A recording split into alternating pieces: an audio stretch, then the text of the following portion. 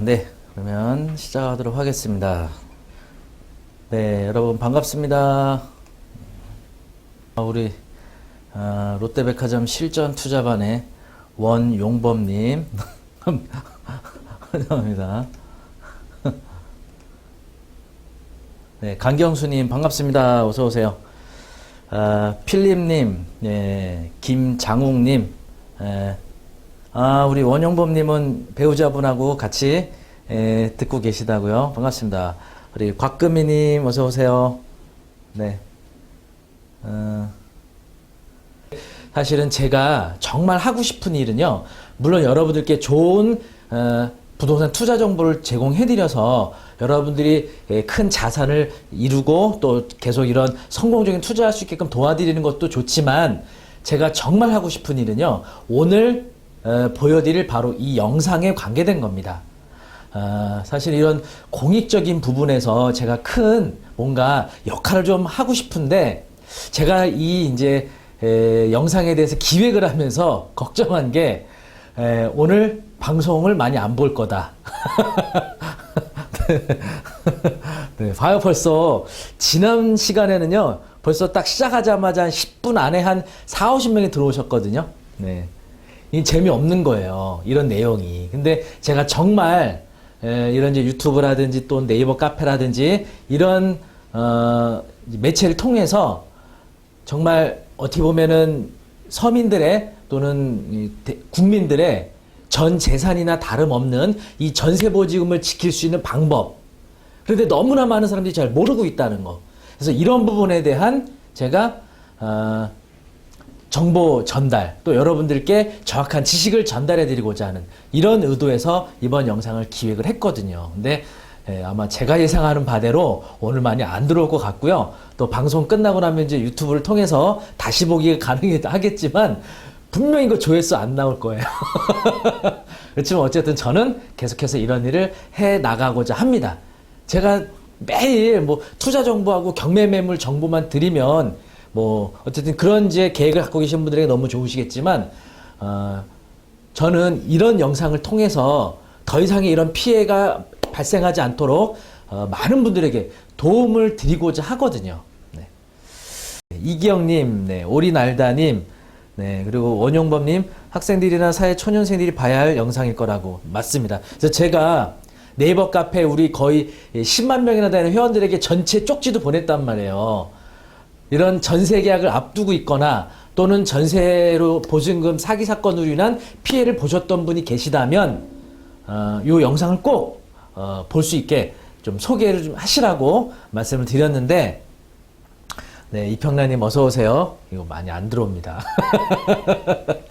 이거 어떻게 미리 알 수 있냐면요. 이걸 이제 네이버 카페에다가 제가 그 유튜브 방송 예고라고 해서 이걸 이제 매주 올리잖아요, 월요일마다. 근데 벌써 관심이 있는 그 영상들은요, 댓글이 막 많이 달립니다, 초반부부터. 그런데 이 영상은요, 댓글이 안 달려요. 미리 예고 이 게시글에 댓글이 안 달립니다. 많은 분들이 관심이 없으신 거예요. 정말 굉장히 중요한 내용이거든요. 우리가 이 전세 계약을 하기 위해서는 부동산과 관련된 법도 알아야 되고요. 그리고 또 부동산 시세 정보라든지 이런 부동산 전반적인 흐름에 대한 이해도를 갖고 있어야 되거든요. 근데 이런 내용을 학교에서 안 가르쳐 주죠. 그렇죠? 그리고 부모님도 모르니까 못 가르쳐 줍니다. 직장에서 못 가르쳐 주죠. 그거 알려줄 새가 없죠. 알려줄 만한 사람들도 많이 없을 거고, 친구들도 당연히 알려주기 어렵습니다. 이거 언제 배우냐면요, 이 전세 보증금을 지킬 수 있는 이 방법에 대해서는 본인이 직접 피해자가 되었을 때 알게 된다는 점. 이게 정말 너무나 안타까운 일입니다. 그래서 오늘은 정말 이 영상을 우리 구독자분들 2만 명이 보셨으면 하는 마음이고, 저희 카페 9만여 명이 보셨으면 하는 영상인데 안 본다는 점이 문제예요. 안타까워요, 정말. 네, 나나님 반갑습니다. 네, 네. 황준호님, 동영상으로, 이 영상은요, 이게 라이브 방송 끝나는 대로 그냥 유튜브로 바로 자동으로 업로드가 됩니다. 보실 수 있으세요. 그런데 조회수 잘 안 나와요. 이런 영상은 잘 안 나옵니다. 재미없거든요. 돈 버는 얘기가 아니거든요, 이거는. 네, 달그림자님, 지금 살고 있는 집을 빼서 전세 가야 할지도 몰라서, 네, 아셔야 된다고요. 구슬님, 시청하신 후 사회초년생 저희 딸과 친구들에게 공유할 겁니다. 맞습니다. 사실은, 뭐 이제 막 20살 간 넘은 대학생들이나 사회초년생들, 이거 알아야 되는데, 이 영상을 막상 본다고 해도 이해하기 분명히 어려운 부분이 있어요.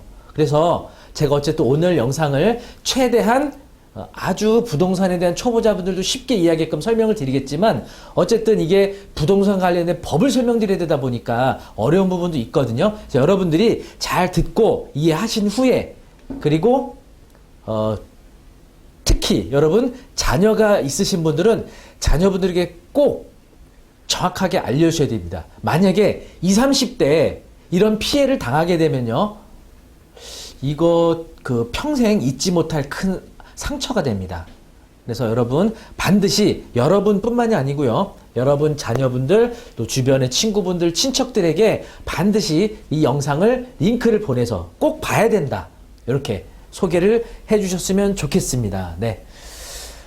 이국님 초등학교 교과서에 나왔으면 좋겠다고요. 네, 저도 그랬으면 좋겠습니다. 근데 초등학생은 조금 빠른 것 같고 이르다고 하면은 한 고등학생 정도, 고등학교 뭐 교양 과목 또는 대학교 교양 과목에 이런 것들 좀 넣으면 어떨까 싶어요. 그리고 대부분 이제 우리 대학 교수님들이나 부동산 관련 전문가분들이 워낙 다 유능하시고 해박하신 분들인데 이게 뭐가 문제냐면 전달력에 있어서 약간 이게 문제가 있을 수가 있어요. 왜냐하면 그분들은 공부는 정말 많이 하시고 실무는 있는데 고등학생, 대학생 눈높이에 맞는 전달력이 필요하거든요. 근데 이제 그런 부분들이 조금 이제 아무래도 부족한 부분들이 있다 보니까 듣는 고등학생, 듣는 대학생들은 지루한 거예요, 이게.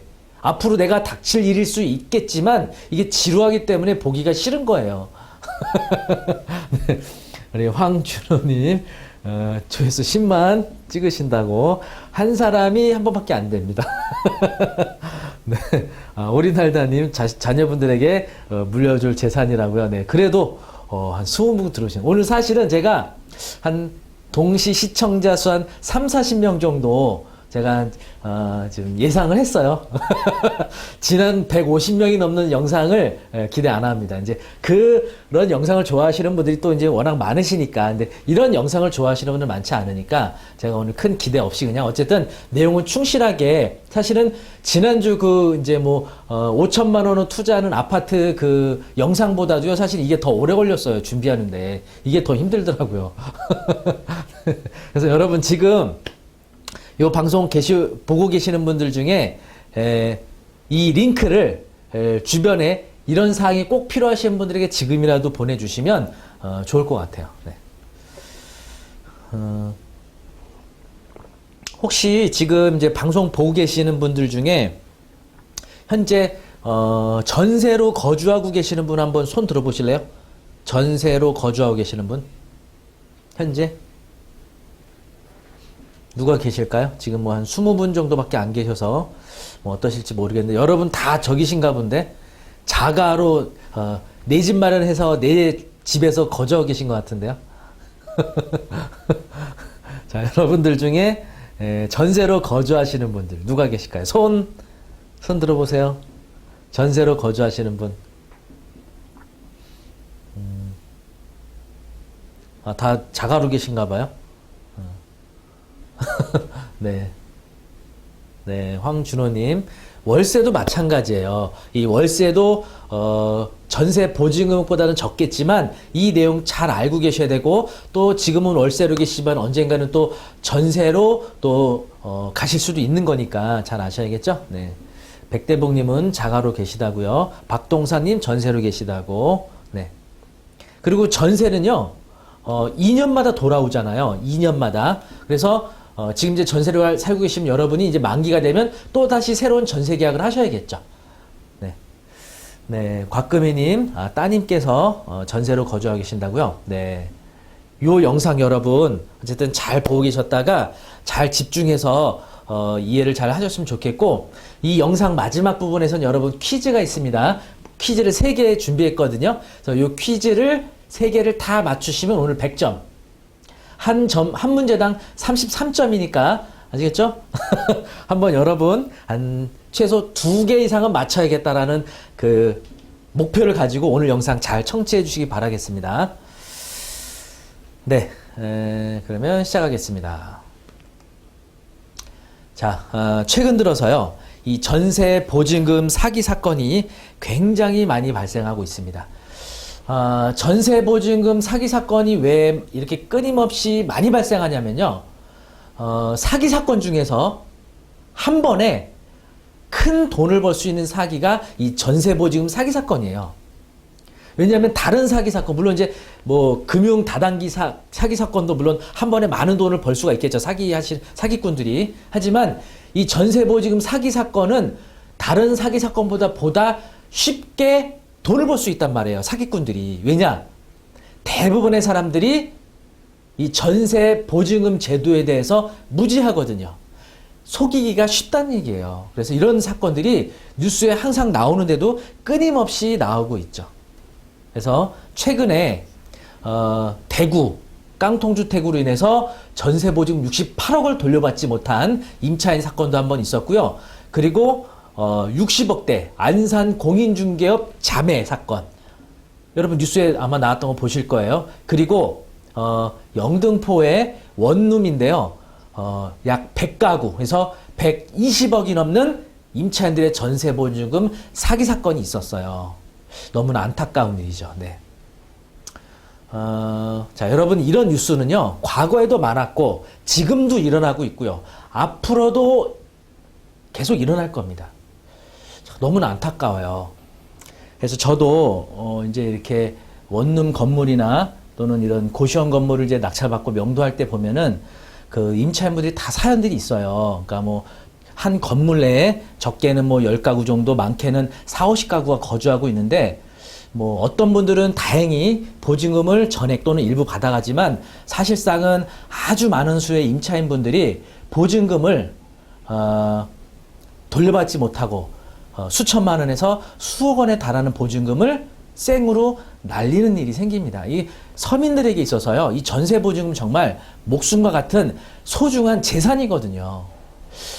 그래서 너무나 안타까운 이런 뉴스를 제가 이제 들려드렸는데요. 자, 그런데 임대차 계약을 잘 하면 보증금 날리지 않을 수가 있습니다. 물론 이런 어떤 악의를 가지고, 나쁜 의도를 가지고 사기치는 사람이 나쁜 사람이죠. 그런데 또 한편으로는 그 집을 임대차 계약하신 임차인들은 잘못이 없을까라고 보면 잘잘못을 뭐 따진다기보다는 임차인이 임대차 계약 전에 잘 내용을 파악하고 조사했다면 이런 피해를 당하지 않을 수도 있었다라는 얘기를 좀 드리고 싶어요. 네, 유지연님 반갑습니다. 네.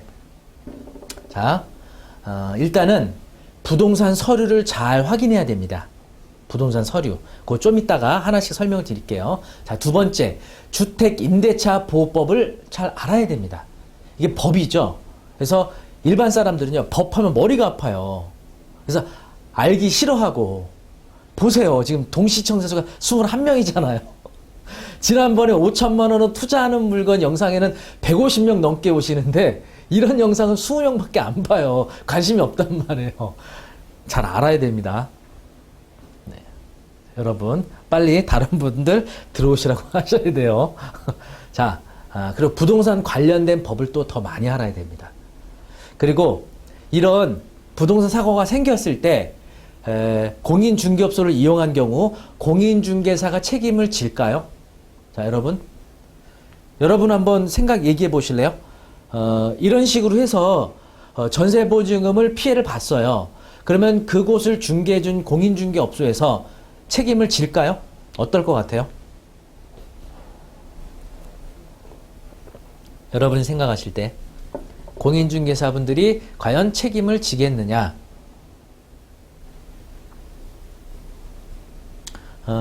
그래서 이미 이제 저희 네이버 카페에도요, 이런 이제 전세보증금 피해를 입은 임차인분들이 이제 게시판에 질문을 많이 남겨놔요. 이래서 보증금을 지금 손해보게 생겼다. 어떻게 했으면 좋겠느냐. 이런 질문이 많이 오거든요. 네. 그래도 많이 알고 계시네요. 고이하님, 책임 없다. 거래상에 문제가 없는데 그 사람들이 책임질 의무가 없죠. 이평란님, 공제보험 안에서 유지연님, 전혀. 곽금희님, 안 진다. 오리날다님, 안 진다. 이렇게 답변을 하고 계시는데, 공인중개업소는요, 의무적으로 공제보험이 가입되게 돼 있어요. 그래서 공제보험을 통해서 보상을 받습니다. 그런데 여기에 알아두셔야 될 점이 있어요. 내가 전세보증금이 2억이었는데 2억을 다 손해봤다? 2억을 전액을 다 보상받는 게 아니라는 점이에요. 자, 이 전세보증금 보증보험 제도는요, 어떤 식으로 보상이 이루어지냐면, 공제보험이 각 업소당 최고 한도가 1억이에요. 1억. 그러면 나 2억 중 1억은 받을 수 있느냐? 그것도 아닙니다. 자, 1억 중 내가 받기 위해서는 어떻게 되냐면요. 공인중개업소 가갖고 부동산 사장님한테 저 이래서 보증금 2억 손해났으니까 1억 주세요. 1억 나오는 게 아니에요. 법원에다가 공제금 청구 소송을 하는 겁니다. 민사소송을 하는 거예요. 그럼 판사가 교통사고처럼 과실비율을 따집니다. 임차인 과실비율, 중개업소 중개사 과실비율, 이거를 따져요. 그런데 대부분의 이런 소송에서 어떤 판결이 나오느냐? 보통 7대 3으로 나옵니다. 7대 3의 비율이 나와요. 그러면 70% 과실은 누구에게 있느냐? 공인중개업소의 공인중개사가 아니고요. 임차인입니다. 임차인의 과실 비율이 70%예요. 뭐 다 그런 건 아니고 대체적으로 그렇게 나온다는 얘기입니다. 다시 말하면 뭐냐? 법원에서는요. 이 임대차 계약서의 책임을 임차인 당사자에게 더 크게 보고 있다는 거예요. 물론 공인중개사분들이 성심성의껏 잘 해주시면 그런 일이 잘 안 생기겠지만 이게 워낙 변수도 많고 공인중개사분들도 사람이기 때문에 실수할 수도 있고 미래에 그런 일들이 발생하리라고 예상하는 것도 어려워요. 그래서 내 보증금은 내가 지킨다라는 마음으로 여러분들이 잘 알아두셔야 된다는 점. 달그린자님 공제보험 소용없다 얘기하셨는데 뭐 소용없다라고 말하기보다는 내 손해본 보증금 중 일부라도 받을 수는 있다. 다만 그 범위가 내 손해액의 내 과실 비율에 따라 내 과실 비율이 많이 잡히기 때문에 보상받을 수 있는 한도는 1억이지만 내가 손해본 금액의 약 한 20, 30% 범위 안에서 내가 보상을 받게 된다.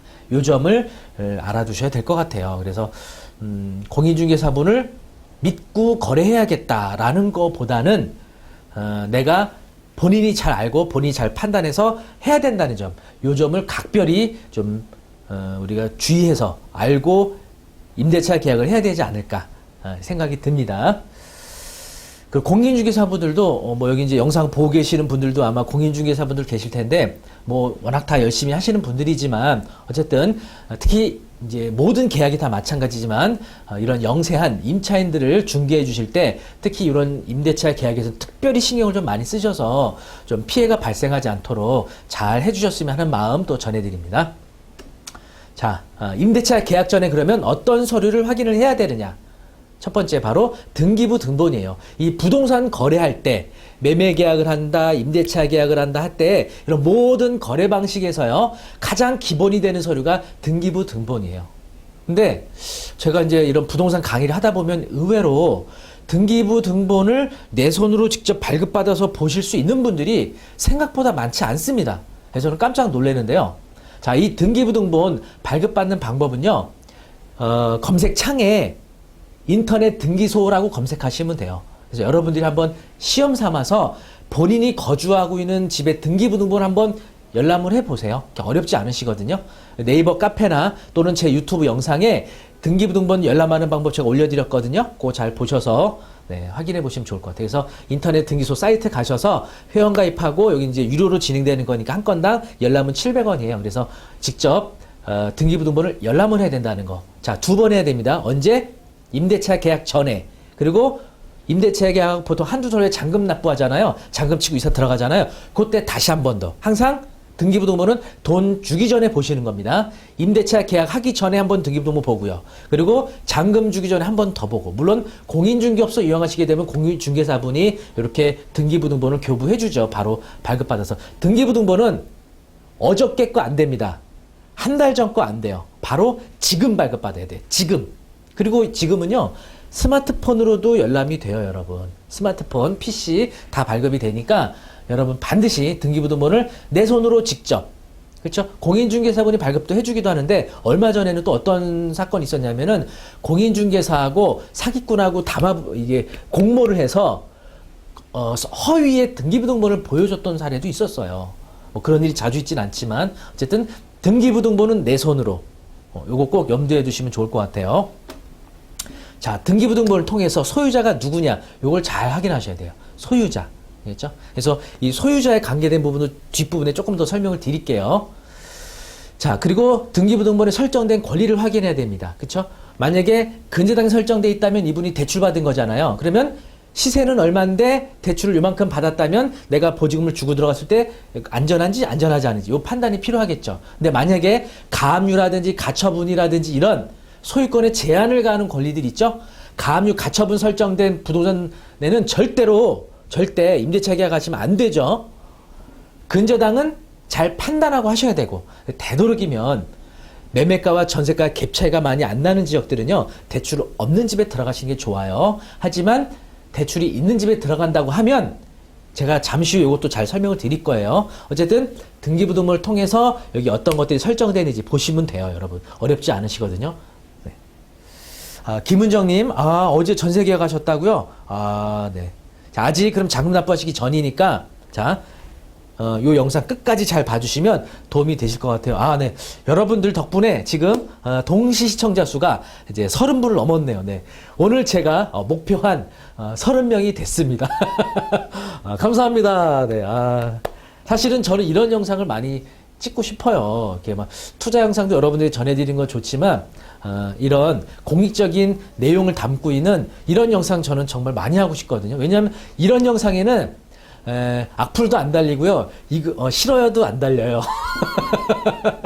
투자 물건 올리잖아요. 좀 안 좋은 댓글도 올라가고 막 이것도 막 눌러요.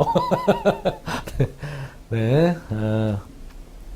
고이하님, 전세 사기치는 놈들 때문에 지금 아이고, 고이하님, 이런 이제 당사자가 또 되셨네요.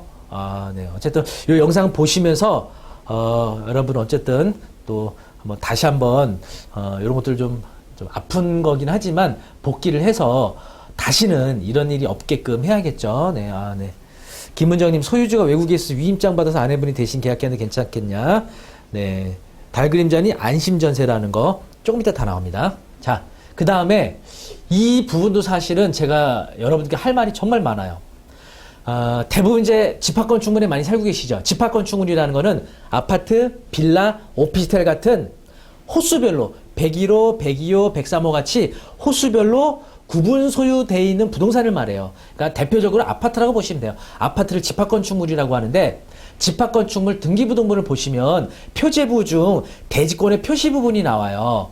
대지권 표시 부분에 보시면은 이 토지 별도 등기가 기재되어 있는 등기부등본도 있고요. 토지 별도 등기 또는 대지권이 안 나타나요. 이거는 둘 중에 하나예요. 대지권 미등기거나 대지권이 없거나. 이거 임차인들에게서 되게 중요하거든요. 근데 이거를 제가 대지권 미등기와 토지 별도 등기를 여러분이 이해하시려면은 제가 이 설명 드리려면 한 2시간 정도 설명을 드려야 돼요. 그래서 이 짧은 시간에 다 설명을 못 드리기 때문에 어쨌든 집합건축물의 경우는 대지권 관련된 부분 등기부등본 통해서 잘 확인하셔야 된다는 점. 사실은 제가 이제 지금 경매 강의를 하고 있잖아요. 경매 강의하는 요 수업 내용 중에 이런 내용이 포함되어 있어서 사실은 경매 공부를 하시면 이런 것들을 여러분들 자연스럽게 다 알게 되실 거거든요. 네. 자, 임대차 계약 전 꼭 확인해야 되는 두 번째. 바로 건축물 대장입니다. 건축물 대장을 왜 보지? 라고 하시는데 꼭 보셔야 돼요. 건축물 대장. 자, 건축물 대장은 어디 가서 발급받나요? 자, 여러분 중에 혹시 아시는 분, 건축물 대장 어디 가서 발급받죠? 건축물 대장 어디 가서 발급받을까요? 자, 여러분. 건축물 대장을 발급받을 수 있는 곳 어딜까요? 아, 네. 그래도 많이 알고 계시네요. 네. 맞습니다. 그렇죠. 시군구청에 가셔도 되는데 지금은 여러분 웬만한 다 이 공적 서류들은요 인터넷으로 다 되니까 굳이 가실 필요 없고 네. 자, 건축물 대장 인터넷 등기소 아닙니다. 정부24 정부24라는 사이트가 있어요. 요거 한번 보여드릴까요, 여러분? 여러분들 중에 또 모르실 수 있는 분들이 있으시니까 정부24 어렵지 않아요. 이렇게 정부24 가시면 이런 사이트를 보시게 되죠. 그래서 여기 뭐 각종 민원 서비스가 굉장히 많아요. 자, 보시면은 주민등록 등초본, 그죠? 뭐 토지대장, 여기 건축물대장 여기 있잖아요. 건축물대장 여기 있죠. 그죠? 그 외에도 뭐 다양한 민원 서류들 여기서 발급 다 받을 수 있거든요. 굉장히 편리해요. 여러분 어렵지 않게 발급받을 수 있다는 거 정부24에서 로그인을 하셔야 되니까 회원가입 먼저 하시고 회원가입 안 돼 있으신 분은 요거 하나쯤은 해 놓으세요. 여기 굉장히 유용한 민원 서비스들이 많거든요. 이렇게 꼭 해주시기 바라겠고요. 네. 그래서 자, 건축물 대장을 왜 봐야 되느냐? 건축물 대장을 보시면 건축물 용도가 나와요. 건축물 용도. 이 건축물 용도를 잘 보셔야 돼요. 왜냐? 대부분 이제 이런 원룸이나 고시원 건물들은요, 이 건축주가 처음에 용적률이나 건폐율 때문에 작은 땅에다가 방을 여러 개 만들기 위해서는 어떻게 되냐면은 주차 문제도 있고, 1층, 2층, 3층은 근린생활시설로 허가받아요. 근데 4, 5, 6층은 주택으로 허가받고, 뭐가 문제가 되냐면 1, 2, 3층을 근린생활시설로 허가받은 다음에 이거를 불법으로 용도 변경을 해서 원룸을 안에다 만들어요. 원룸으로 임차를 준다는 얘기죠. 그러면 안 되거든요.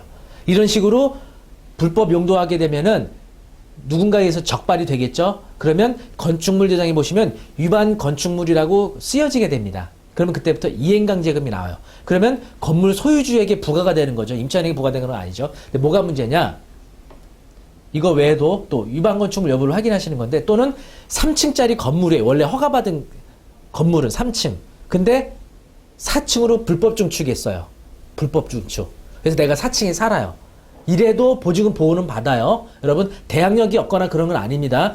위반 건축물, 불법 중축 건축물 이런 데 전입신고하고 이사 들어가셔도 여러분 전세 보증금은 대항력을 가지고 경매 절차에서 보증금 받을 수 있어요. 근데 뭐가 문제냐면 이런 위반 건축물들은 경매 낙찰가가 높이 안 돼요. 경매 낙찰가가 낮아진단 말이죠. 그러면 내가 경매 낙찰가가 높이 돼야 내가 보증금을 경매 절차에서 받아가는데 낙찰가가 낮아지면 내 보증금 손해볼 수 있거든요. 아시겠죠? 그래서 물론 이제 여러분이 막 원룸이라든지 이런 이제 고시원 같은데 이제 임대차 계약 알아보려고 다니시다 보면은 사실은 이렇게 불법 용도 변경 안 한 건축물이 사실은 거의 없어요. 많이 돼 있어요. 그래서 그런 물건들은 각별히 좀 조심하되 되도록이면 주거용으로 건축물 용도가 돼 있는 층으로 들어가세요. 그러니까 1, 2, 3층은 근린생활시설이죠. 그렇죠? 네, 그리고 4, 5, 6층 이렇게. 참 그 얘기가 아니고요. 다른 임차인들 순위에서 지금 본인이 빠른 순서로 전입이 돼야 돼요. 그러니까 나보다 먼저 많은 수의 임차인이 이미 들어가 있으면 그거 위험해진다는 얘기입니다. 알겠죠? 네. 자, 그 다음에 여기 또 설명드렸죠. 위반 건축물 여부에 따라 나중에 경매 절차에서 낮은 가격으로 낙찰돼서 임차인이 손해를 볼 수 있다는 점. 그래서 건축물장을 잘 보시고 위반 사항이 너무 많거나 또는 위반 그 내용이 너무 심각하거나 이런 건축물은 안 들어가는 게 좋거나 주의하셔야 된다는 점. 자, 그 다음에 임대차 계약 전 꼭 확인해야 하는 서류. 전입 세대 열람이라고 있어요. 전입 세대 열람. 이거 한번 여러분 보여드릴까요?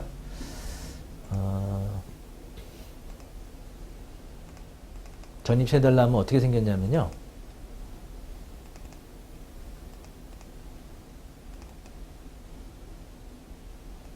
이렇게 생겼습니다.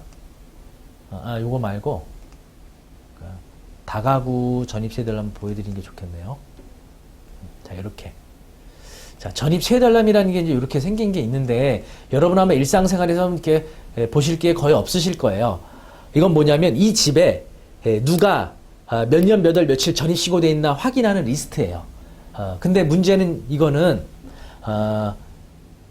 소유자가 아니면 열람할 수 없어요.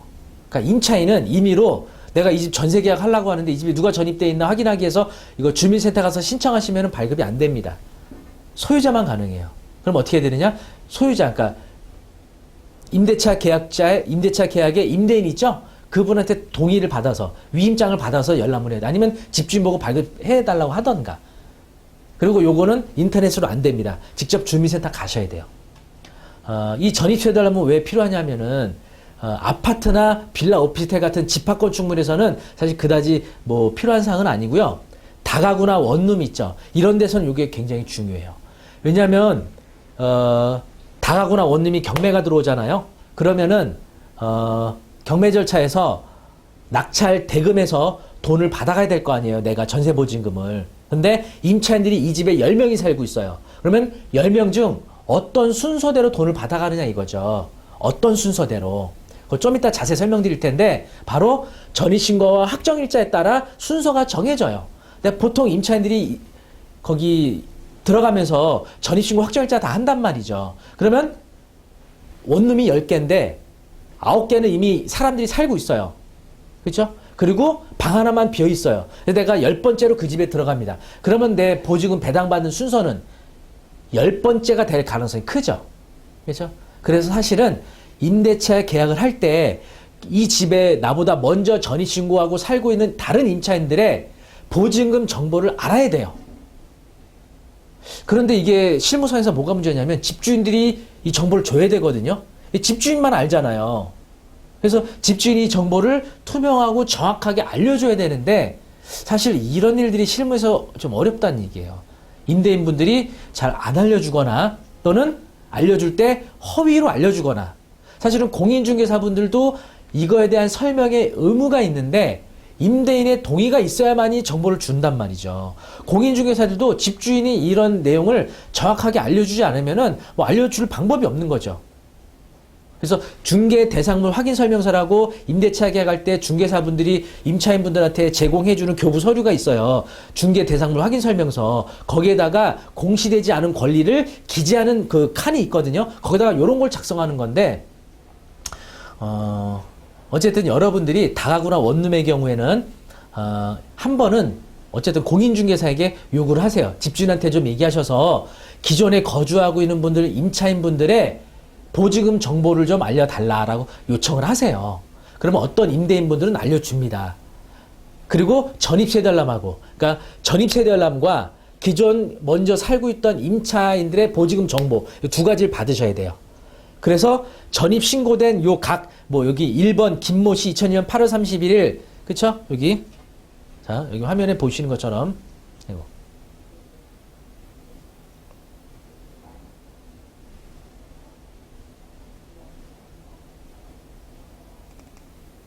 네 다시요. 자 여기 이제 이렇게 다가구의 경우는 여러 세대가 이렇게 전입이 돼 있잖아요. 그래서 이 2분에 대한 거 2번 김씨, 3번 박씨 이렇게 각 세대별로 옆에다가 보증금 정보를 딱 적어야 돼요. 그래야 이 집이 나중에 경매됐을 때 내가 낙찰 대금에서 내가 10번째인데 9명이 경매 매각 대금에서 9명이 보증금을 싹 배당받아가 버리면 나 받을 게 없잖아요. 그럼 보증금 그냥 날리는 거 아니에요. 요런 선택이, 요런 결정의 순간이 내 보증금 수천에서 수억을 날리느냐 지키느냐 이게 되게 중요하거든요. 다가구하고 단독주택, 원룸 건물 이런 데서 되게 중요한데 그래서 이제 공인중개사법을 개정해서 공인중개사들이 이런 거를 직권으로 열람할 수 있는 권리를 주려고 하지만 사실은 집주인, 임대인들의 개인정보 보호라는 것과 상충되다 보니까 쉽지가 않아요. 이게. 그래서 어쨌든 요청을 한번 하셔야죠. 요청을 하셔야죠. 집주인이 주시면 참 다행인데 어쨌든 전입세달람을 해서 나보다 먼저 전입신고된 사람이 너무 많은 경우는 각별히 주의하셔야 된다는 거. 요 점을 좀 설명을 드릴게요. 오리날다님 전입세덜남 아무나 안 되고 소유자만 집주인의 동의를 받아야 돼요. 자, 그래서 이렇게 선순위 임차인이 경매 공매 절차에서 먼저 배당돼서 나중에 들어간 임차인은 배당받지 못할 수 있다. 아까 등기부등본하고 건축물 대장은 소유자 동의 없이 여러분들이 인터넷 등기소하고 정부24 사이트 가시면은 발급받으실 수가 있어요. 근데 요 전입세덜남은 집주인의 동의가 있어야 된다는 거. 이게 좀 어려운 점이에요. 자, 그 다음 또 반드시 확인해야 되는 서류 바로 국세지방세 완납증명이라고 있습니다. 이게 뭐냐면은 내가 세금 안 낸 거 있나 없나 나타내는 서류예요. 여러분 은행에서 담보대출 신청하실 때 요거 서류 갖다 내시죠? 왜냐? 은행에서 대출 받기 전에 이미 세금 체납이 돼 있으면요, 공매나 경매 절차에서 세금이 돈을 먼저 받아가기 때문에 은행이 피해를 볼 수 있거든요. 은행은 그렇게 한단 말이에요. 자, 그래서 소유자의 세금 체납 여부를 확인하기 위해서 요소를 봐야 되고, 소유자의 체납된 세금은 경매 공매 절차에서 임차인보다 먼저 무조건은 아니에요. 먼저 받아갈 수도 있고 늦게 받아갈 수도 있는데 세금이 이미 체납돼 있었다면 그 세금이 먼저 받아간단 말이죠. 이로 인한 피해도 사실 상당히 많이 발생하고 있습니다. 근데 문제는 뭐냐? 국세지방세 완납증명도 소유자가 발급해주지 않으면 볼 수 없다는 거예요. 그러니까 집주인이 발급 안 해주면 볼 방법이 없어요. 전입세덜남도 그러고 이것도 그러고. 그렇죠? 집주인한테 여러분 임대차 계약하기 전에 전입세덜남하고 국세지방세 완납증명짐 발급해 주십시오. 그러면 집주인이 뭐라 그럴 것 같아요? 여러분?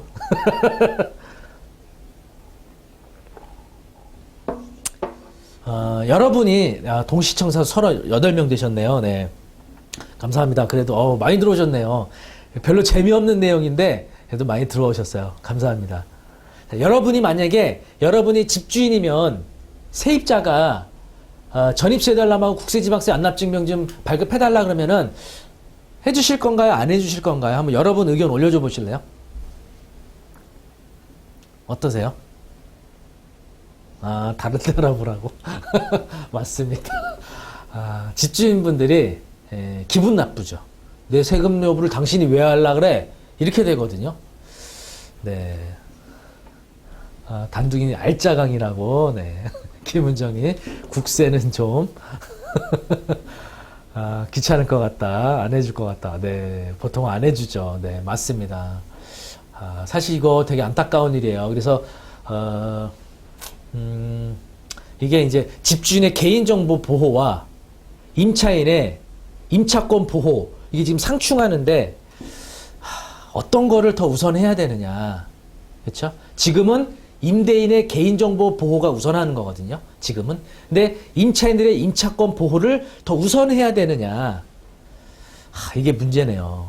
네. 어떡하죠? 쉽지가 않네요. 여러분 의견은 어떠세요? 여러분이 집주인이에요. 여러분이 세를 놓으려고 합니다. 근데 세입자가 계약하기 전에 이런 걸 요구했을 때 여러분이 임대인 입장이라면 이 서류를 주셔요, 안 주세요?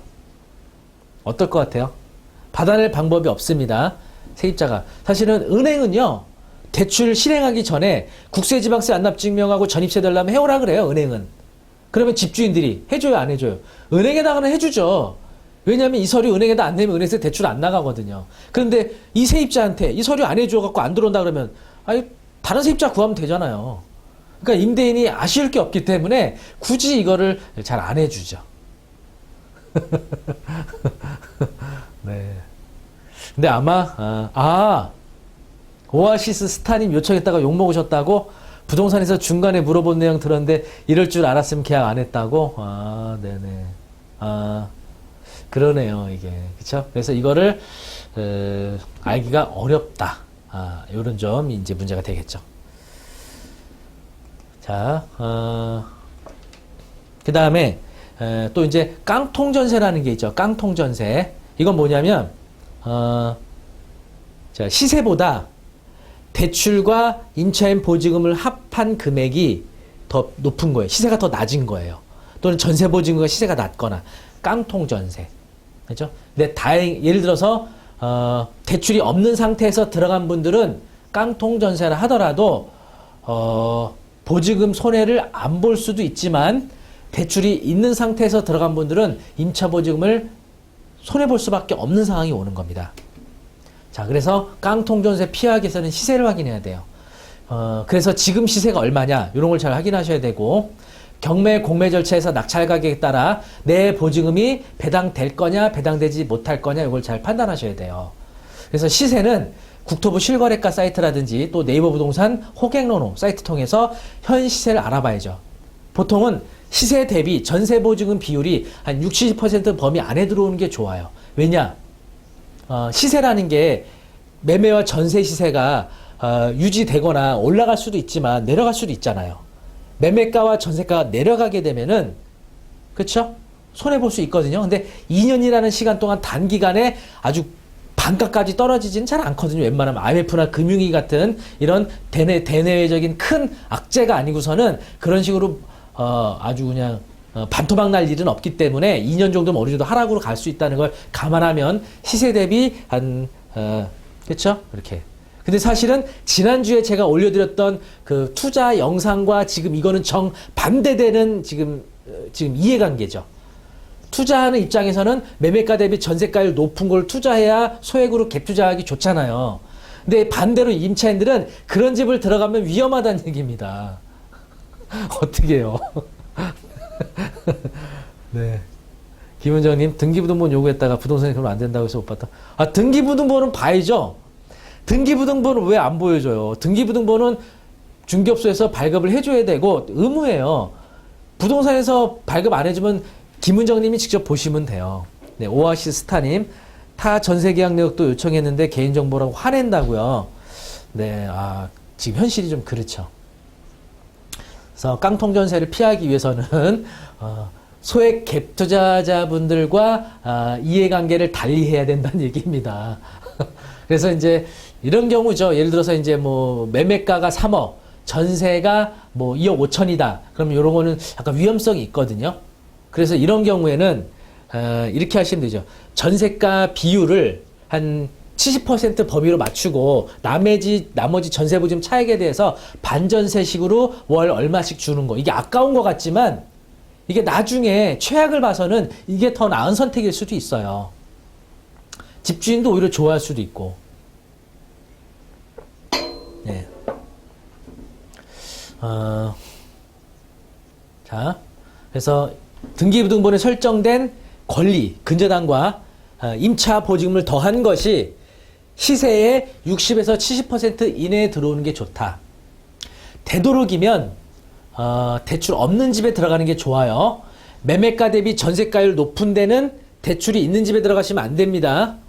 갭 투자하시는 분들도 마찬가지예요. 자, 3억짜리를 낙찰받고 대출을 2억 5천 받았어요.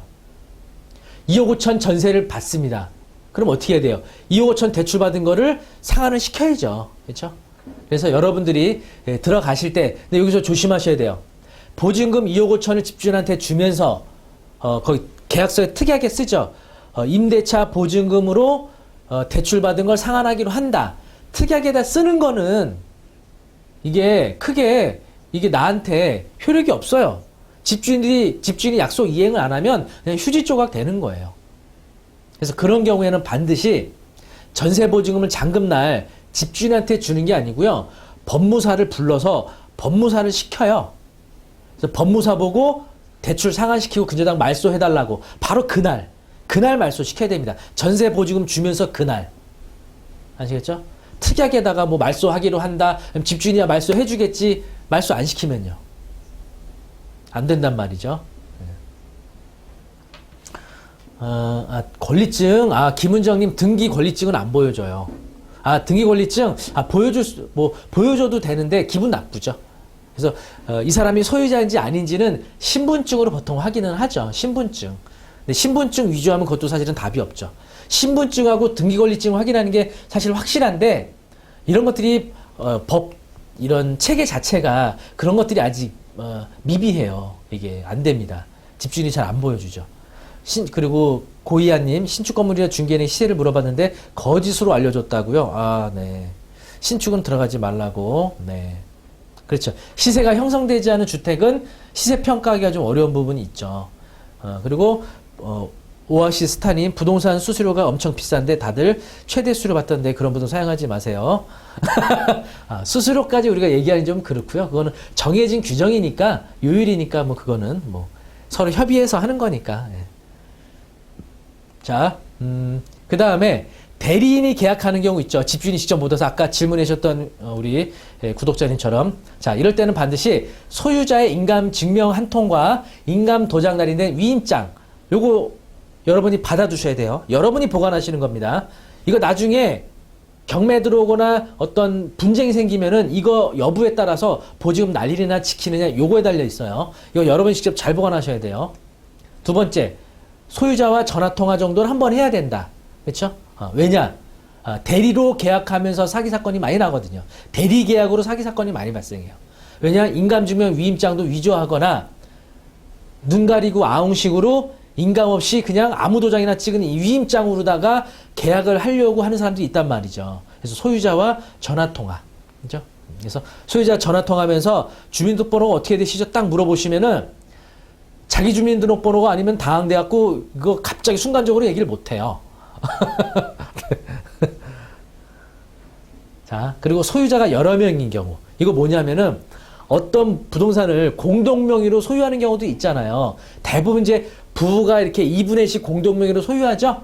그런데 상속된 부동산들 또는 여러 명이 공동 투자하는 것들은요. 아파트 한 명의 소유자가 3명, 4명 또는 심한 경우는 수십 명에 달할 수가 있습니다. 그래서 여러분 소유자가 너무 여러 명인 경우는 안 하는 게 좋아요. 다툼이 생길 여지가 큽니다.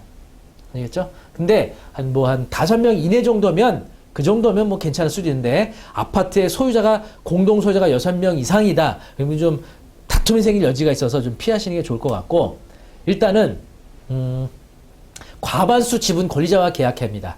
공유물에 대한 민법 규정이 있어요. 그래서 과반수 지분 권리자 계약해야 됩니다. 자, 여러분 제가 한번 질문 드릴게요.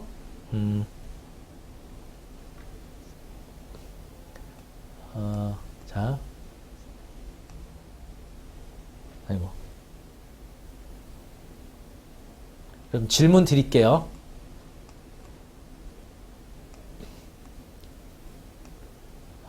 요 A라는 소유자는 3분의 2 지분을 가지고 있고요. 그리고 B라는 지분을 가진 사람은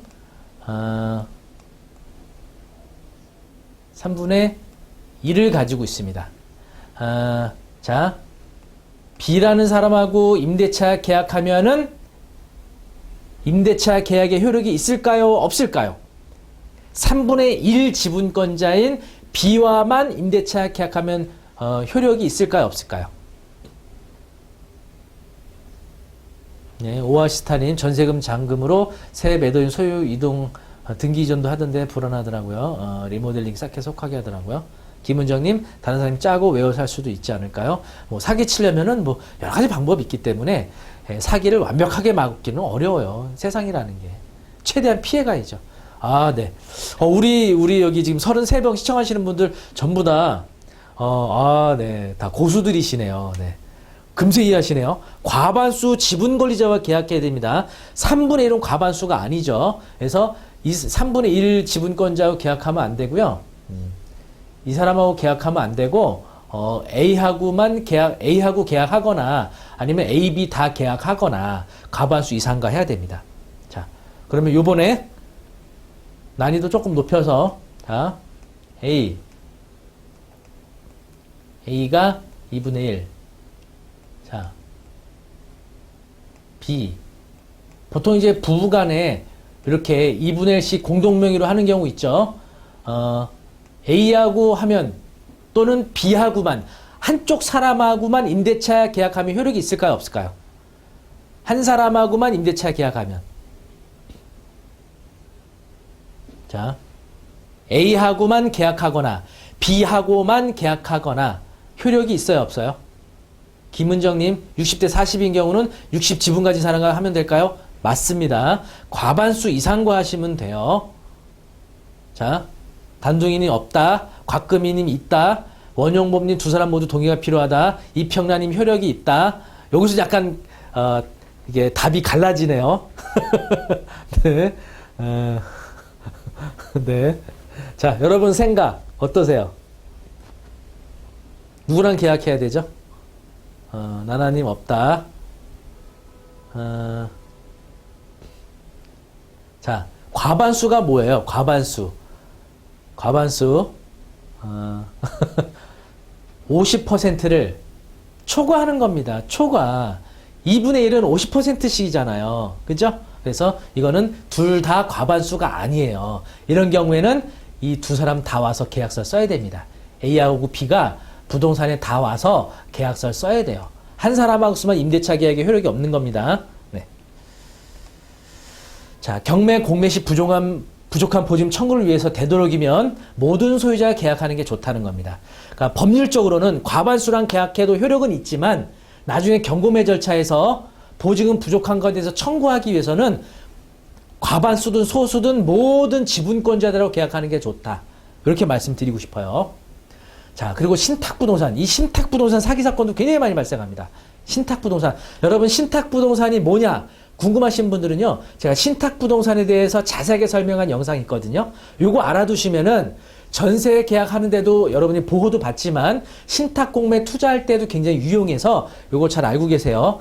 간단하게 말씀드리면 은행에서 대출 받는데 보통 은행에서 대출 받으면 근저당을 설정하잖아요. 근데 근저당을 설정하는 게 아니라 이 대출 받은 사람이 신탁회사로 소유권을 넘겨주는 겁니다.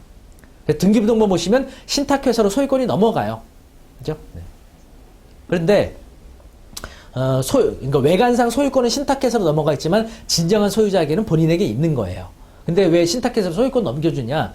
담보가치보다 대출을 많이 해줄 때 이걸 많이 이용하거든요. 그렇기 때문에 함부로 이 부동산 소유권 행사 못하게끔 신탁부동산이 딱 뭔가 소유권을 갖고 오는 거예요. 그죠? 자, 이렇게 신탁되는 경우는 등기부등본을 보시면은요, 등기부등본의 소유권이 신탁회사로 넘어가 있어요. 자, 이런 경우에 누구랑 계약해야 되느냐? 바로 신탁회사와 계약하거나 또는 신탁회사의 동의를 받아서 계약해야 돼요. 이런 동의 없이 계약하게 되면은 대항력, 임대차 효력이 없는 겁니다. 아시겠죠? 이거 되게 중요해요.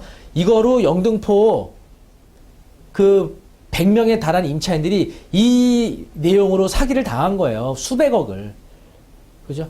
누가 이런 일에 사기를 당할까 싶지만 모르는 분들은 당하는 거예요. 이 신탁대출 받은 집주인이 임차인들한테 얘기하는 거죠. 아, 내가 원래 집주인인데 대출 때문에 그냥 신탁상 소유권만 저쪽으로 가 있는 건데 소유권은 나에게 있는 거니까 나랑 계약해도 된다. 라고 하고 이 사람하고 계약을 한 거예요. 네. 그렇죠? 그러니까 자, 이런 거에 대해서 정보나 지식이 없는 분들은 그런가 보다 하고 그냥 이 사람하고 계약하는 거죠. 그죠? 신탁부동산에 대한 개념이 전혀 없으니까. 절대 안 됩니다. 신탁된 부동산은 신탁회사 계약하거나 신탁회사 동의를 받아서 임대차 계약을 해야 됩니다. 자, 임대차 계약 후 필수사항. 여러분 다 아시겠지만 이제 계약이 된 이후는요, 전입신고 확정일자 받아야겠죠. 자, 전입신고는 확정일자는 주민센터 가서 방문해서 해도 되고요. 전입신고 아까 보여드렸던 정보24에서 가능하고요. 확정일자는 인터넷 등기소에서 가능해요. 아시겠죠? 자, 근데 문제는 뭐냐? 요거 이제 주택임대차보호법에서 말하는 대항력과 관계된 거거든요. 근데 전입신고와 주택개인도 이 두 가지를 했을 때 임차인이 대항력을 취득해요. 대항력이 뭐냐? 이거는 저하고 경매 공부 나중에 하시면 자세히 아실 수 있는데 이거 설명하려면 좀 기니까 어쨌든 임차인이 내가 이제 잔금 집주인한테 치르고 이사 들어가게 되잖아요. 이사 들어가는 날 전입신고하고 이사 들어가잖아요. 주택의 인도, 이사 들어가잖아요. 그러면 이 두 가지를 하게 되면 대항력이 다음날 0시부터 생깁니다. 그 이유는 경매 공부하시면 아시게 될 거예요. 어쨌든 다음날 0시부터 효력이 생겨요. 요거 유의하셔야 됩니다. 자, 그리고 또 여러분이 확정일자 왜 받느냐? 확정일자를 통해서 나중에 경매가 들어오면 내가 돈을 받아가는 순서, 그걸 어려운 말로 우선 변제권이라 그래요. 자, 우선 변제권을 위해서는 아까 말씀드렸던 전입신고와 주택인도라는 대항력 요건을 먼저 갖춘 후에 확정일자를 받는 겁니다. 다시 말하면 전입신고는 임차인이 대항력이라는 권리를 위해서 전입신고하는 거고요. 확정일자는 우선 변제권이라는 권리를 취득하기 위해서 받는 거예요. 그렇죠? 그래서 보통은 전입신고 확정일자를 이사 들어간 날 동시에 다 하시게 되죠. 요거 꼭 하셔야 돼요. 이게 무슨 말인지 도대체 모르겠다 하시면은 경매 공부하시면 확실하게 아실 수 있고요. 어쨌든 몰라도 하시면 되잖아요. 그렇죠? 이사 들어간 날 반드시 하셔야 된다는 거. 하지만 자, 요거 잘 유념해 보세요. 요 내용 좀 이따가 제가 내드리는 퀴즈에서 요 문제가 나옵니다. 전입신고와 주택개인도 다음날 0시 대항력이 생긴다는 거. 그리고 경매 공매 절차에서 임차인이 돈 받아가는 순서. 요거는 대항력과 확정일자 중 늦은 날 발생한다는 거. 잘 기억하셨죠? 그래야 이따 퀴즈 맞히세요. 자, 임대차 계약 전 체크사항 다시 정리하면요. 부동산 서류 확인하셔야 된다는 거. 계약 전, 잔금 전. 자, 두 번째, 시세를 확인하셔야 된다는 거. 세 번째, 임대차 계약 권리자와 계약하라는 얘기입니다. 소유자 하셔야 돼요. 신탁 등기 되어 있다면 신탁계사랑 하던가, 여러 명이 공동 지분 형태로 됐으면은 과반수와 계약한다든가, 이렇게 임대차 계약의 권리를 갖고 있는 그 당사자와 계약을 하셔야 된다는 점. 그리고 전입신고 확정일자는 이사 당일에 하셔야 된다는 거. 자, 그리고 이제 전세보증 제도가 요즘 잘 돼 있죠.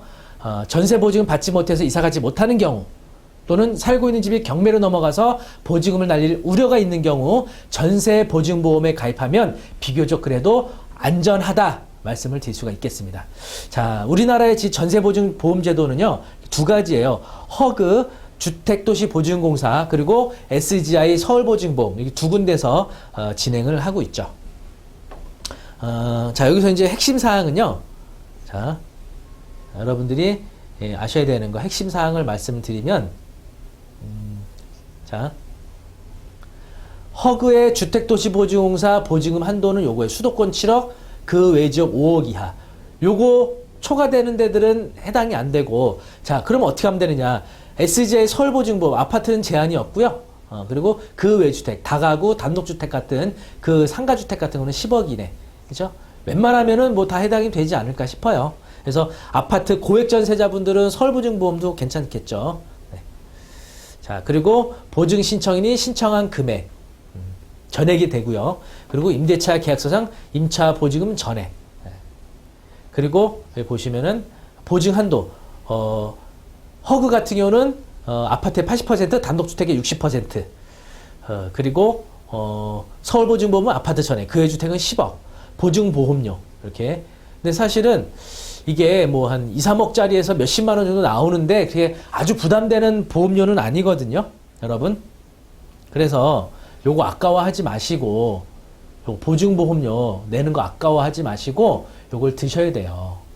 그나마 최악의 상황에서 마지막 동아줄이라도 되거든요. 이거는 집주인의 동의가 필요 없습니다. 이 임차권을 이쪽 보증보험 회사로 양도하는 조건으로 보증보험을 가입하시게 되면 집주인의 동의가 필요 없어요. 이거는 대신 아파트가 아닌 경우는 선순위 임차인에 대한 정보가 있어야 되기 때문에 그때 임차인 이제 임대인의 동의가 있어야겠죠.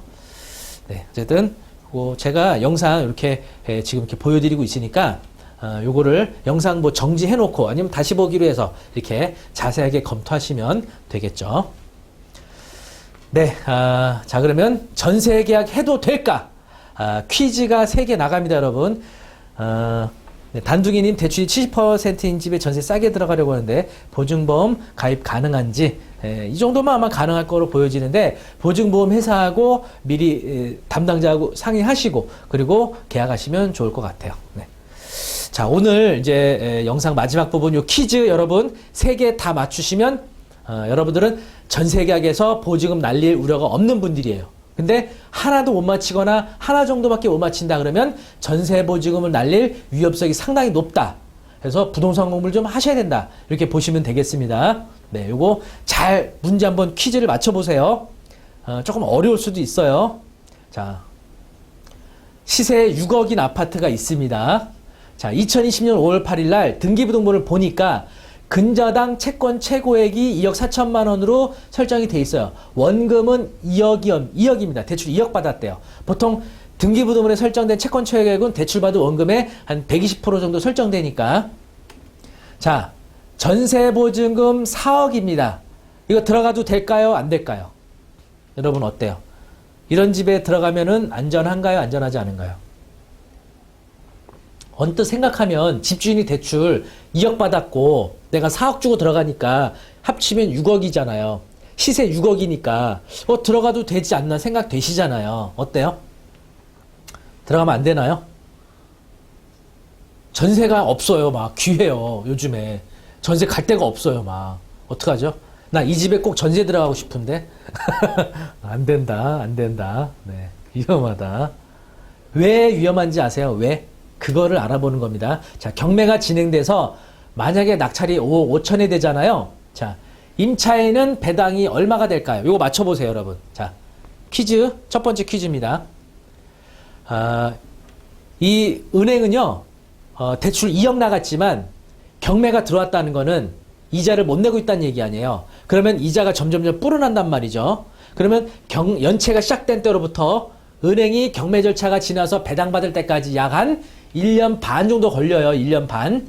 1년 반 동안 정상이자는 아니죠. 연체 이자율이 쌓인단 말이에요. 연체 이자율은 높아요.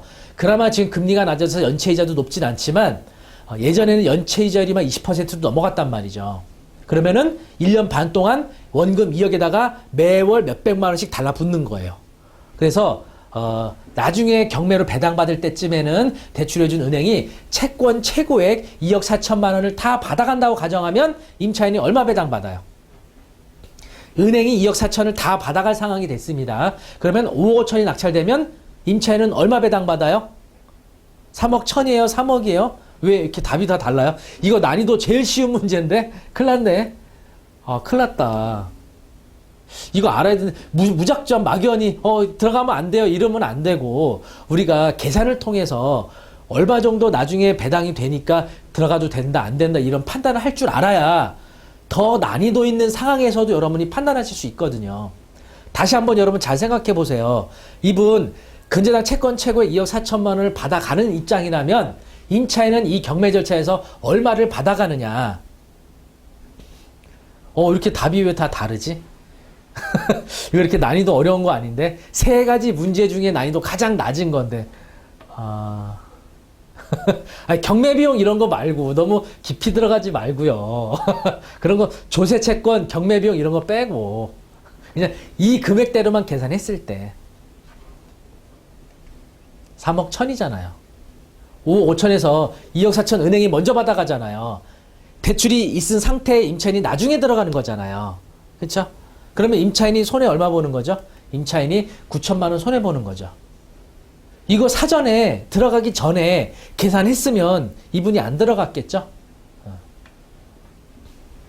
이런 게 깡통전세예요. 이런 것들이. 네. 자, 두 번째 문제. 난이도 이거 조금 높아요. 여러분 난이도 높아요. 잘 보세요. 이건 경매 공부하신 분은 금세 맞힐 거예요. 우리 원영범님 지금 여기 방 안에 계신가요? 원영범님? 원영범님 안에 계세요? 우리 원영범님 이런 거 잘 맞히시는데?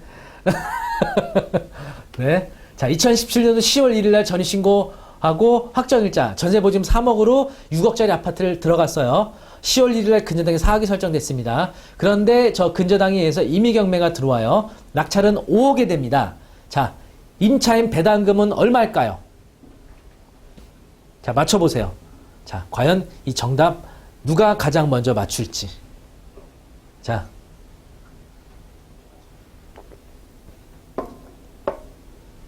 낙찰이 5억에 됐어요.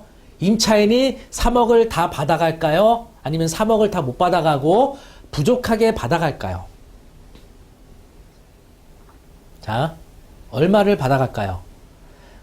고이하님 3억 다 받아간다고 하고, 백대봉님 1억, 이평란님 2억, 달그림자님 3억, 구슬님 1억. 왜 또 답이 다 달라요? 큰일 났다. 큰일 났다. 이거를 모르면 앞으로도 피눈물을 흘리는 임차인분들 많이 발생하게 됩니다. 이거 다 맞추실 수 있어야 돼요. 네. 뒷부분에 가서는 거의 1억으로 다 얘기하고 계시네요. 이런 문제는 우리 원영범 님이 항상 정답을 얘기하고 계십니다. 자, 임차인은 1억을 받습니다. 설명드릴까요?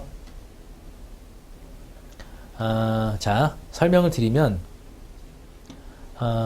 자, 아까 말씀드렸죠. 전입신고와 주택의 인도 하면 대항력이 언제 생긴다 그랬죠? 대항력. 여러분, 대항력 언제 생겨요? 대항력 언제 생겨요? 10월 1일 날 전입신고하고 주택에 인도했어요. 대항력 언제 생겨요? 확정일자 따지지 말고 요것만 봤을 때 대항력이 언제 생겨요?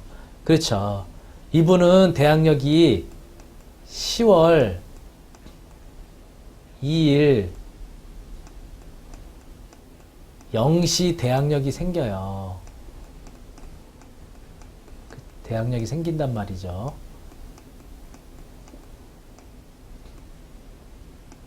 다음날 0시라고 아까 얘기했잖아요. 그렇죠? 그러면 확정일자의 효력은 언제 생겨요? 확정일자의 효력. 확정일자의 효력은 당일날 생긴단 말이에요. 당일날. 그죠? 그러면 돈 받아가는 순서, 그걸 어려운 말로 뭐라고 한다 그랬죠? 우선 변제권이라고 했잖아요. 우선 변제권. 돈 받아가는 순서, 우선 변제권. 자, 10월 1일 날 설정된 근저당권자는 우선 변제권이 언제 생겨요? 근저당은 10월 1일 날 생겨요. 이 근저당은 담보물권 등기된 권리자이기 때문에 설정된 그날 효력이 생겨서 돈 받아가는 순서가 10월 1일이에요. 근데 임차인의 돈 받아가는 순서는 대항력과 확정일자 중 언제라 그랬죠? 늦은 날이라 그랬잖아요. 그래서 임차인의 우선 변제권은 바로 10월 2일 0시에 발생한단 말이죠. 그래서 근저당이 4억을 5억 중 근저당이 4억을 먼저 받아가고, 그렇죠? 그리고 5억 중 남은 1억만 임차인이 받아가는 겁니다. 이렇게 1억만 받아가는 거예요. 그럼 임차인이 얼마 손해 봤어요? 지금 임차인이 지금 보증금 2억을 지금 못 받았죠? 그러면 2억 손해 봤는데 이 2억 원을 낙찰받은 사람한테 달라고 할 수 있어요, 없어요? 낙찰받은 사람한테 내 2억 내놔. 나 보증금 3억인데 1억밖에 법원에서 돈을 못 받았어요. 당신이 2억 나한테 주세요. 이렇게 할 수 있나요, 없나요? 내 보증금 내놔라고 주장하려면 이 임차인이 낙찰받은 사람에게 대항력 주장을 할 수 있어야 돼요. 근데 문제는 대항력 주장을 할 수 없다는 겁니다. 왜냐? 요건 이제 경매 용어이기 때문에 이해 안 되시는 분 경매 공부하시면 됩니다. 2017년도 10월 1일 요 근저당을 말소 기준등기라 그래요. 말소 기준등기는 10월 1일 날 발생했죠. 임차인의 대항력은 10월 2일 날 0시에 발생했죠. 순서 누가 더 빨라요? 지금 근저당이 빠르잖아요. 말소 기준등기가 빠르고 임차인의 대항력이 늦잖아요. 이런 경우는 자신의 대항력을 낙찰받은 사람에게 주장할 수 없다. 보증금 부족하지만 낙찰자에게 달라고 할 수 없다. 이겁니다. 여러분 솔직하게 나는 이해가 안 된다 하시는 분 손 드세요. 이 내용이 도대체 뭔 소리인지 모르겠다 하시는 분 손 들어보세요, 빨리. 자, 경매 공부하시는 분들은 이게 사실은 경매 공부의 아주 기초 처음에 배우는 부분들이거든요. 그래서 아마 다 아실 건데 경매 공부 안 하신 분은 어려우실 거예요. 이게 대항력이 뭐고 우선 변제권이 뭐고 말소 기준등기가 뭐고 왜 보증금을 왜 낙찰자에게 달라고 못하느냐, 이거 이해 안 되실 거예요. 오아시스타님 온라인이 더 집중되고 좋다고요. 재미있다고. 감사합니다. 이해 안 되시는 분 다 이해되시는 거예요? 다 경매 이거 고수들만 들어와 계시는 거예요? 네. 자, 그래서 임차인의 손해액은 얼마냐? 임차인은 무려 2억 원이나 손해를 보게 됩니다. 자, 두 번째 문제 되겠습니다. 요거 난이도 최상이에요, 여러분. 난이도 최상. 난이도 최상. 자, 요거 계산하는 문제인데, 자, 시세 6억이에요. 2017년도 10월 1일 날 근저당 1억 설정되고 10월 2일 날 임차인이 전입신고하고 주택에 인도했어요. 보증금 4억으로. 그리고 2017년도 11월 5일 날 근저당 2억이 또 다른 게 또 들어옵니다. 그리고 2017년 12월 7일 날 확정일자 받았어요. 그리고 나중에 임의경매가 들어옵니다. 낙찰 가격은 5억 5천에 됐어요. 자, 임차인은 얼마를 배당받을까요? 자, 빨리 맞춰보세요. 자, 가장 누가 먼저 맞힐까? 5억 5천에 낙찰이 됐습니다. 이 경매 절차에서 임차인은 얼마를 배당을 받을까요? 건우, 현우 아빠님 전액 배당받는다. 이걸 맞추면 전체 세 문제 중 이거라도 맞추면 전세 사기를 안 당할 가능성이 높습니다. 이거라도 맞추면. 지금 전액 배당 받는다고 말하시는 분이 좀 많아요. 오아시스타님, 법이 임차인에게 불리하다, 법이 이상하다, 왜 확정일자를 다음날 효력 발생하게 한 겁니까? 오아시스타님, 경매 공부하시면 그 이유도 아실 수 있어요. 그게 임차인에게 불합리한 게 아닙니다. 네. 단둥이님, 두 번째 문제에서 임차인이 보호받으려면 어찌 해야 하나요? 보증보험을 좀 들어야겠죠. 자, 전에 구슬님 2억 2천, 이경희님 2억 5천, 유지연님 2억 5천, 차동준님 2억 5천, 대부분 맞추셨는데, 이평란님 4억 전액 받는다. 곽금희님 3억, 네, 다 지금 답이 분분해요, 지금. 답이. 자, 정답을 보여드리겠습니다. 자, 2억 5천입니다. 2억 5천만 원. 여러분 다 맞추신 거예요? 왜 3억이 나왔어요? 자, 돈 받아가는 순서, 우선 변제권. 이걸 기억하세요. 경매 절차에서 돈 받아가는 순서를 우선 변제권에 따라 결정되는 거예요. 우선 변제권. 자, 1순위 누구예요? 돈 제일 먼저 받아가는 사람. 이 근저당이잖아요. 날짜 제일 빠르잖아요. 그 다음에 전입신고와 주택의 인도는 임차인이 10월 2일 날 두 번째지만 이 사람 확정일자 요때 받았잖아요. 그렇죠? 그러니까 요때 배당 순서가 요때 발생하는 게 아니고, 자, 그 다음에 11월 5일 날 근저당 2억. 이 근저당권자가 배당 순위 우선 변제권이 2순위란 말이죠. 그리고 임차인이 확정일자 받은 요때 3순위예요. 아시겠죠? 자, 임차인의 우선 변제권은 언제 발생해요? 대항력과 확정일자 중 늦은 날.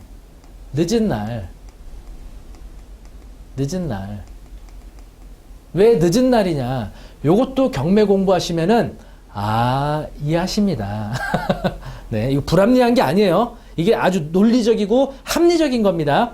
대항력도 다음날 생기는 게 합리적이고 논리적이고요. 대항력과 확정일자 중 늦은 날 우선 변제권이 발생하는 것도 합리적이고 논리적인 거예요. 배우시면 알아요. 자, 그래서 이 임차인은 2억 5천을 배당을 받게 되고, 이 임차인 보증금 지금 1억 5천 부족하죠? 1억 5천만 원 손해보죠?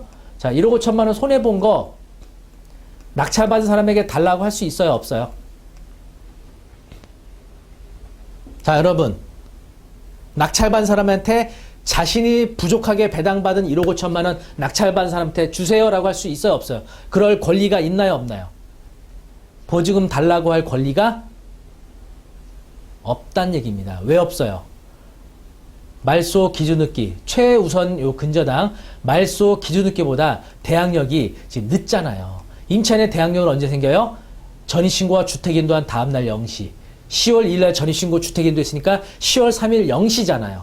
그죠? 그래서 말소 기준늦기 되는 근저당보다 늦기 때문에 경매 절차에서 낙찰받은 사람에게 대항력 주장을 못합니다. 그래서 낙찰자에게 이거 달라고 못해요. 지금 그래서 여러분, 지금 우리가 숫자로 공부하다 보니까 1억 5천 막 1억 5천 하지만 여러분 입장 바꿔서 1억 5천 날렸다고 생각해 보세요. 잠을 못 잡니다. 아까 인터뷰 영상 보셨죠? 하루하루가 지옥에 사는 겁니다. 괴로운 나날을 보낼 수밖에 없어요. 근데 왜? 이런 일이 왜 얘기를 했어요? 왜? 확정일자를 늦게 받았단 말이에요. 확정일자. 요 확정일자를 만약에 이날 받았다면 10월 2일 날 전입신고하고 주택인도하고 요날 확정일자 다 같이 받았다면 어떻게 되겠어요? 그러면 4억 다 받는단 말이죠. 근데 확정일자를 늦게 받아갖고 이런 일이 생기는 거예요. 전입신고와 확정일자는 어찌됐든 간에 이사 들어간 당일날 받아놔야 된다. 그러면 다음날 0시부터는 효력을 갖는다. 이거 조금 어려운 문제였나요? 네, 자, 여러분, 세 가지 문제 중에 몇 개 맞추셨어요? 여러분, 한번 몇 개 맞췄는지 각자 올려보세요.